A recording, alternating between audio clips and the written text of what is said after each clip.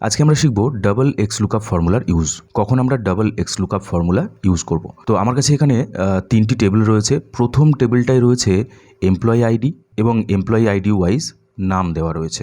আর table number 2-এ রয়েছে name এবং name wise country. Table number 3-তে এমপ্লয়ি আইডি ওয়াইজ আমাদের কান্ট্রি বের করতে হবে, যেটা কিন্তু দুটো আলাদা আলাদা সেপারেট টেবিলে রয়েছে। তো আমরা কীভাবে বার করব চলুন দেখে নিই। Equal to x lookup formula use করব। লুকআপ ভ্যালু আমাদের হবে এমপ্লয়ি আইডি, কমা দেব লুকআপ অ্যারে হবে আমাদের এই এমপ্লয়ি আইডি, কমা দেব রিটার্ন অ্যারে হবে নেম, ব্র্যাকেট ক্লোজ, এন্টার।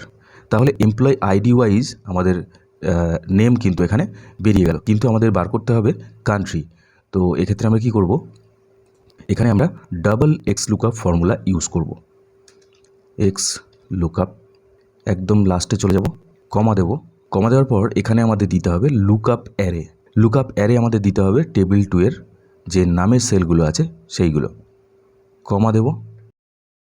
এরপরে আমাদের দিতে হবে রিটার্ন অ্যারে আমরা দেব টেবিল 2-এর কান্ট্রির সেলগুলো, ব্র্যাকেট ক্লোজ, এন্টার। এবার এখান থেকে আমি এটাকে ড্র্যাগ করে দেব। দেখুন এমপ্লয়ি আইডি ওয়াইজ কান্ট্রি কিন্তু বেরিয়ে গেছে। তো এইভাবে আপনি এক্সেলে ডাবল এক্স লুকআপ ফর্মুলার ইউজ করতে পারবেন।